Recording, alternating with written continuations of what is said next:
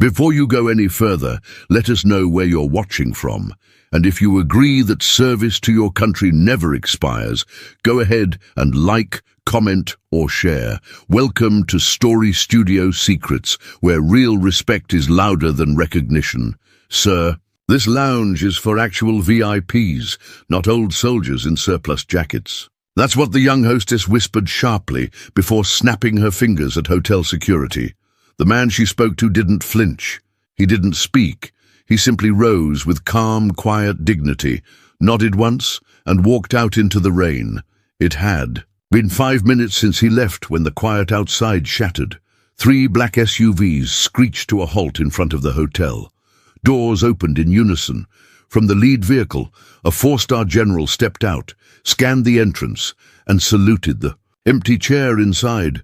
Then came the words that froze the staff where they stood. "Where is the man you just threw out?" A beat of silence. "You just lost your jobs." Retired Command Sergeant Major Raymond Holt, 76, had worn the weight of more wars than most people could name. And while he had endured firefights, ambushes, and evacuations under gunfire, what he hadn't expected was to be humiliated in his own country. He had received a formal invitation to a veteran appreciation gala held at one of the city's upscale hotels. His attire was simple. Clean boots, neatly pressed khakis, and a worn but proud military jacket. It was the same jacket he had worn at several grave sites, folded over flags, and when he delivered folded flags to grieving families. As he entered the VIP lounge, Raymond offered a polite nod. The young hostess looked him up and down with disdain. "Sir, this section is for invited VIP guests only. Please wait in the lobby." Raymond calmly showed her the official invitation. She glanced at it, scoffed, and muttered, "Must be a clerical error." Then came the gesture, a wave to security. "Escort him out." Raymond didn't resist, didn't demand. He simply walked back out, stood quietly under the pouring rain at the hotel's entrance, and waited. Not for anyone in particular, just because he had made a promise. He would stand there until the ballroom opened, for friends who couldn't be there, for the brothers who never came home. Inside the gala, laughter floated through the air like champagne bubbles. No one noticed the quiet man now standing outside, soaked. No one except the bellhop, a young man who had once served in Afghanistan. He paused, stared, recognition dawning in his eyes. "Sir, were you in Kandahar?" "Duty 10. Raymond nodded once. "I thought so. You pulled my buddy Martinez out of that collapsed building. You saved his life." Raymond didn't speak. He didn't need to. Some actions require no confirmation. The bellhop stepped back, phone already at his ear. 3 quiet words. "He's here, sir." Back inside, the hostess had already moved on, greeting influencers in polished suits, taking selfies with TV personalities, oblivious to what she had just done. Outside, Raymond Holt stood firm. Rain soaked his jacket, but not his dignity. The lessons from decades of military service had prepared him for much worse than a cold sidewalk and social disrespect. Inside, the gala's opening remarks began. Phrases like, "We honor those who served," echoed through the room, while an actual warrior stood uninvited at the door. An older couple exiting the building stopped. The man, wearing a Vietnam veteran cap, noticed Raymond's posture instantly. "They wouldn't let you in either." "Wrong attire, apparently," Raymond replied. The man nodded solemnly. "Shameful. Who'd you serve with?" 75th Rangers. "Then Special Forces, Command Sergeant Major." The older man's eyebrows shot up. He offered a slow, respectful nod. "Would you like us to speak with management?" "No need to make trouble," Raymond said simply. "I've waited in worse places." The couple hesitated, then moved on, glancing back one last time. Raymond checked his watch. The speeches were scheduled to begin at 7 p.m. He had made a promise to attend, not for applause, not for recognition, but to represent those who couldn't walk into that ballroom themselves. At 6:57, headlights split the rain-soaked street. 3 black SUVs roared up to the curb. Brakes squealed, doors opened, a 4-star general stepped out, impeccable uniform, stone-set expression. He walked inside without waiting. "Where is Command Sergeant Major Holt?" The room fell silent. "Ulysses." Hostess, startled, stammered. I asked him to leave. He wasn't on the "You asked a Medal of Honor recipient to leave?" I didn't know. "Exactly, you didn't ask. You assumed." Then, loud enough for everyone to hear, "Cancel the funding. We're relocating the event." The hotel manager rushed forward. "General, please, we had no idea." "Then maybe you shouldn't be hosting veterans at all." He turned to the staff. "You're dismissed." Eyes widened. Phones were tucked away. Smiles froze. The general's voice cut through the silence like a battlefield command. "This man has 3 Purple Hearts, a Silver Star, and the Medal of Honor. He pulled 26 men out of Fallujah when everyone else gave up. And you couldn't see the worth in him because he didn't wear a designer suit." As the 4-star general's final words echoed across the marble floor, "You're dismissed." The air in the VIP lounge turned still and heavy. Security guards exchanged uneasy glances. Event staff froze, unsure whether to remain in place or step away in quiet retreat. The hostess, who had dismissed Raymond, stood pale and speechless, her hands trembling at her sides. The general's stare was unrelenting. "Find Sergeant Major Holt, now. Bring him back. Treat him as he deserves." There was no room for interpretation. In that order, the hotel manager scrambled from the room, his polished shoes slipping slightly on the wet marble as he bolted toward the front entrance. Outside, rain still drizzled steadily, and Raymond Holt hadn't moved. He stood exactly where he'd been left, still, patient, composed. The manager approached, breathless and flustered. "Sergeant Major Holt, please, you must come inside. General Reynolds is requesting your presence. Personally." Raymond looked at him, his expression calm. "I don't want to cause trouble." "With respect, sir, trouble has already happened, and it's not your doing." The man's voice was urgent now. "The general is threatening to withdraw every dime of military sponsorship unless you're treated as our most honored guest." Raymond stood silent for a moment, then gave a quiet nod. He followed the manager inside, his posture straight, his presence unwavering. The raindrops on his jacket glistened under the chandeliers, but he made no effort to brush them off. He walked, with quiet dignity, the same kind that had carried him through decades of military service. As they entered the VIP lounge, the crowd parted. Phones came out again, but not with the same idle curiosity from earlier. Now they filmed with reverence, with shame, with recognition. People whispered, "That's him. Is it really the man from Fallujah? The Kandahar hero?" At the far end of the room, General Reynolds turned sharply and walked toward him. Without hesitation, he halted in front of Raymond and rendered a crisp, respectful salute. "Command Sergeant Major Holt, I apologize for my late arrival." Raymond returned the salute, sharp and precise. "No apology necessary, General, but—" The general's eyes narrowed as he looked at Raymond's damp clothes. "Were you waiting outside this entire time?" Raymond's voice remained composed. "There was a misunderstanding about my invitation." The general turned, scanning the silent room.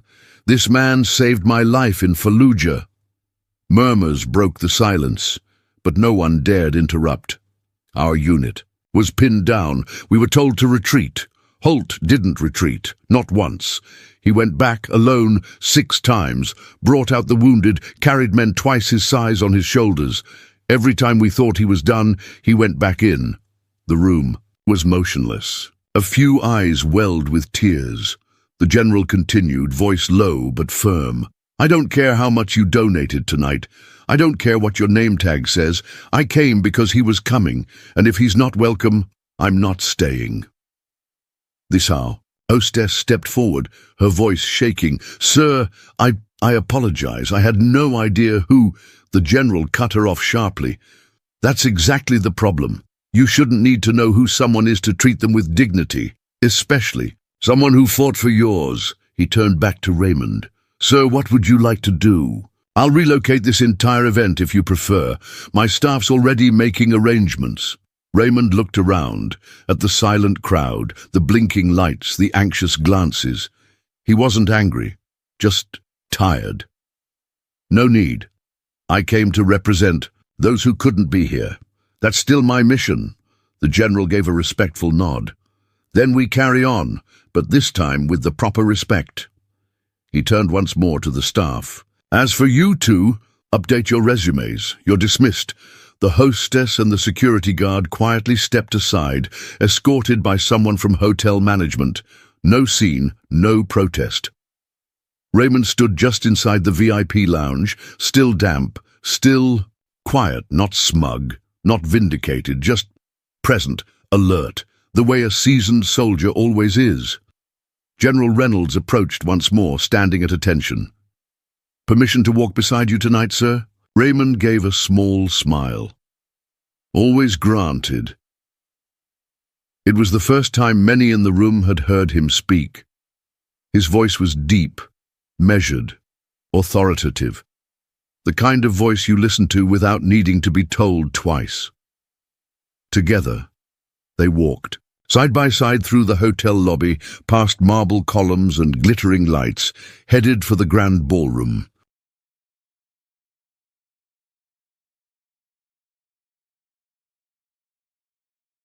Security from the SUVs fell in around them.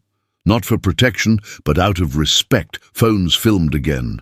Not for fame, but for memory. Inside the ballroom, the evening's presentation was already underway. A massive screen behind the stage displayed a slideshow of past heroes and battles. Corporate sponsors were being thanked, donors were applauded, until, mid-sentence, the MC stopped speaking. On the screen behind him, a photo appeared. Raymond Holt, younger, in full gear, carrying an injured soldier on his back through smoke and debris in Fallujah. The MC's voice cracked. Ladies and gentlemen, please welcome our true guest of honor, Command Sergeant Major Raymond Holt. Spotlights scanned the room until they found Raymond entering beside the general. The applause began hesitantly, then rose, grew louder, more sincere. A standing ovation followed, not because of medals or stories, but because truth was finally being recognized. Raymond stepped up to the microphone. He didn't grip it like a celebrity. He held it the way he once held wounded comrades, steady, careful, deliberate. I didn't come here to be honored, he began. I came because someone asked me to represent the ones who couldn't be here, the ones who never made it back. The room stilled. There are veterans sleeping under bridges tonight who showed more courage before breakfast than most people do in a lifetime. They don't need your pity, they need your respect. He paused. Even when they're not wearing a uniform that impresses you. He turned slightly to General Reynolds. Thank you, sir, for seeing me when others didn't. But this isn't about me. He handed the microphone back, then quietly stepped away from the spotlight. He didn't crave attention. He just refused to let the moment go to waste. The room stood in stunned silence after Raymond Holt stepped away from the microphone, not because of what he wore, not because of what he said, but because of what he represented. The applause returned. Stronger now. A 5-minute standing ovation, not prompted by a cue card or fancy title, but by truth. Raw, unfiltered, undeniable. As Raymond returned to his seat, the general placed a hand briefly on his shoulder. A simple gesture. One warrior, acknowledging another. The hotel's executive director took the stage next. Face flushed, jaw tight with embarrassment and resolve. Command Sergeant Major Holt, he began, voice formal yet sincere. On behalf of the entire Westlake organization, I offer our deepest apologies. What happened tonight wasn't just a mistake by staff. It was a failure in our culture. He paused. Starting tomorrow, that changes permanently. Raymond offered a slight nod. Acceptance, without eagerness. Dignity doesn't celebrate victory. It stands quietly when others finally catch up. Later during dinner, Vanessa Mills, the event coordinator, approached him with hesitation. "I should have personally greeted every veteran tonight," she admitted softly. "Not just the ones wearing medals or uniforms." Raymond looked at her, then spoke with the calm weight of a man who had seen too much to waste words. Most who deserve recognition never ask for it. Vanessa nodded, her face thoughtful. She didn't try to excuse the failure. She just listened. By the end of the night, the once dismissed faded jacket worn by Raymond had become the most respected attire in the room. Executives, donors, and attendees, many of whom had earlier passed him by without notice, now lined up to shake his hand. They asked genuine questions, and this time they listened. His answers were measured, thoughtful, never boastful. Some spoke to him about their fathers who served, others asked about the men he lost. Raymond answered each with honesty, grace, and restraint. Before the night ended, General Reynolds shared a quiet moment with him by the ballroom doors. They needed this lesson, Rye. Raymond gave a tired smile. We all did, myself included. As they made their way to the exit, the hotel staff, from janitors to assistant managers, stood in a quiet line near the doors. Not by command, not for show, but by choice. They stood at attention. Among them was the bellhop, who had made the call earlier that evening. His eyes were wide, proud, and full of emotion. The rain had finally stopped. Raymond paused at the door, looking out at the clearing sky. A small moment, but meaningful. Behind him, General Reynolds spoke. Will you be coming to next year's event? Raymond didn't hesitate. If they invite the right people, not just me, the ones no one sees, the general smiled. I'll make sure of it, personally. As they moved toward the waiting vehicles outside, Raymond noticed two familiar faces. The hostess and security guard who had turned him away were now being escorted out, carrying their belongings in boxes. He took a small detour and approached them. Excuse me, he said quietly. They turned, startled. Their faces carried the shame of a mistake too late to undo. But Raymond didn't carry vengeance in his tone. Everyone deserves a second chance, he said gently. Just like I got in Fallujah when they told me to leave those men behind. He reached into his pocket and handed each of them a business card. A friend of mine runs a veteran support center. They're looking for staff who've learned about respect the hard way. Tell them I sent you. The hostess stared at the card, stunned. The security guard blinked in disbelief. Gratitude replaced shame on their faces. As Raymond walked away, General Reynolds let out a quiet chuckle. Still saving. People, aren't you?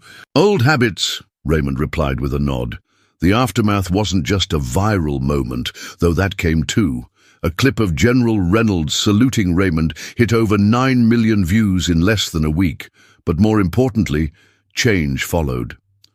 The Westlake Hotel Group launched a company-wide initiative called Stand First, Judge Last. It wasn't a PR stunt. It was a movement. They began training staff in how to recognize service beyond appearances, learning the subtle signs of military bearing, respectful listening, and above all, never assuming someone's worth based on their clothing or status. The company reached out to veterans organizations, asking not how to look supportive, but how to be supportive. 3 months later, another invitation arrived for Raymond. This one was hand-delivered. The new director of veteran relations at Westlake Hotels, a retired Marine, personally brought it to his home. She wore no heels, no glossy badge, just a clean polo and firm handshake. We're doing things differently this year, she said. No speeches, no champagne. We're setting up job fairs, housing aid, and healthcare booths. Would you help us get it right? Raymond considered it, then offered only one condition. Invite the veterans no one sees, the ones sleeping in cars, the ones fighting invisible battles. They need this more than I do." She nodded. Done. The event was renamed Service. Beyond uniform, no VIP lounges, no designer dress codes, just real support. Real recognition. Other hotels began adopting the format nationwide. 6 months after the original incident, the same hostess and security guard, now trained, reformed, and humbled, were standing at a veteran center in Texas, leading a workshop. Titled, "Respect Beyond Rank, Recognizing Service Without Symbols." Their thank you notes to Raymond are now folded and kept in the same drawer as his medals, not for show, but because both represent something sacred: redemption, growth, the chance to rise again, better, wiser, grateful. When asked in a quiet interview what he remembered most about that rainy night, Raymond Holt answered simply, "Sometimes we just need to be seen, and sometimes we need to see others. Both require looking beyond the surface." If that speaks to you, like, comment, and share. Let someone else know that honor has nothing to do with appearance and everything to do with sacrifice.